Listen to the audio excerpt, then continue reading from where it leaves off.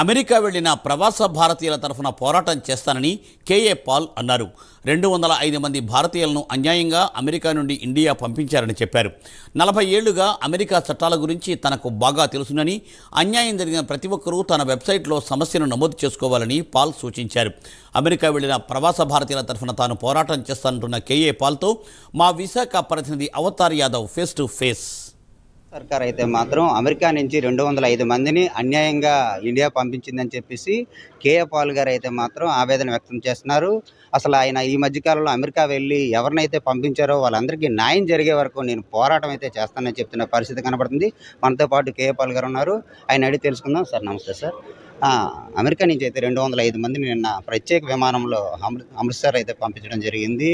అసలు వాళ్ళు ఏ కారణాల చేత పంపించారు, దానిపైన ఎటువంటి స్టాండ్ మీరు తీసుకున్నారు? ప్రత్యేక విమానంలో పంపుంటే బాగుంది. ఎయిర్ ఫోర్స్ 1లోనో ఇంకో దాంట్లోనో మిలిటరీ ప్లేన్లో కాలు చేతులు కట్టేసి చూసారా, డెడ్ బాడీ బ్యాగ్స్, చనిపోయిన డెడ్ బాడీస్ని యుద్ధ రంగంలో అలాగ పంపించారు. చాలా బాధగా ఉంది.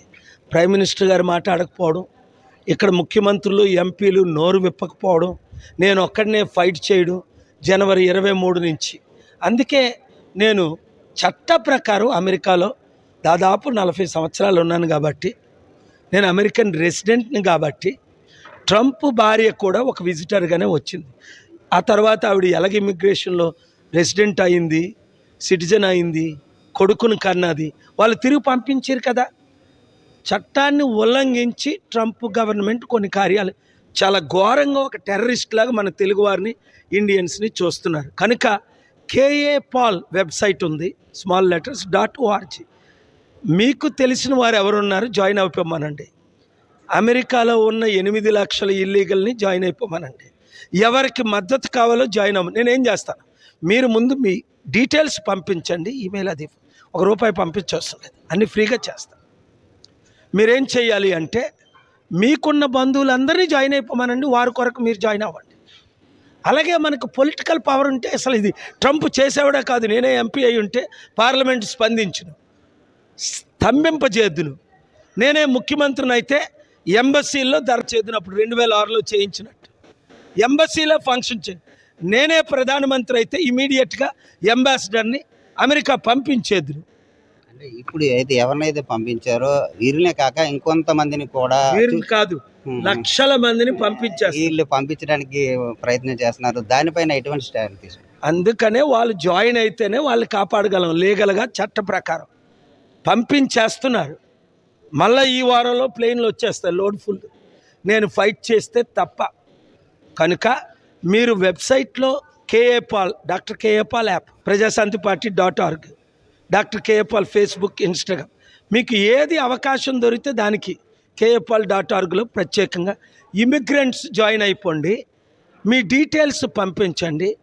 అమెరికాలో ఇక్కడ సుప్రీంకోర్టులో ఎలా వాదనలు వినిపించి ఆర్డర్లు తీసుకొస్తా, అమెరికన్ సుప్రీంకోర్టు చీఫ్ జస్టిస్ దైవజనుడు, నా మిత్రుడు, శిష్యుడు, అక్కడ కూడా వాదనలు వినిపించి మీకు న్యాయం చేస్తా.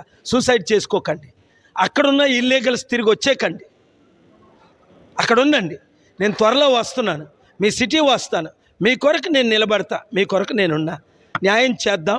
ఈ రాజకీయ నాయకులు నమ్మకండి. దొంగలు, స్వార్థపరులు, వాళ్ళేం మనకు చేయరు. మనం పోరాడదాం, కలిసి పోరాడదాం.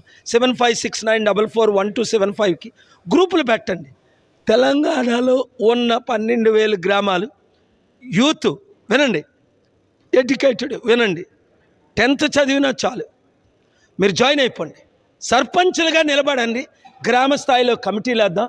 ప్రజాశాంతి పార్టీని గెలిద్దాము. రాష్ట్రాన్ని, దేశాన్ని కాపాడదాం. Thank you very much. ఇది కేఏ పాల్ గారు చెప్తున్న పరిస్థితి. దాదాపు 40 ఏళ్ళ వరకు నాకు అమెరికాలో ఉన్నాను. నాకు అమెరికా చట్టాలన్నీ తెలుసు. నా వెబ్సైట్లో ప్రతి ఒక్కరూ ఫాలో అయ్యి నాదో మెంబర్షిప్ అయితే నేను వాళ్ళ తరపున న్యాయ పోరాటం చేయడానికి నేను సిద్ధంగా ఉన్నానని చెప్తున్న పరిస్థితి కనబడతా ఉంది. కెమెరా పర్సన్ మహేష్తో అవతార్ యాదవ్, ప్రైమ్9 న్యూస్, విశాఖపట్నం.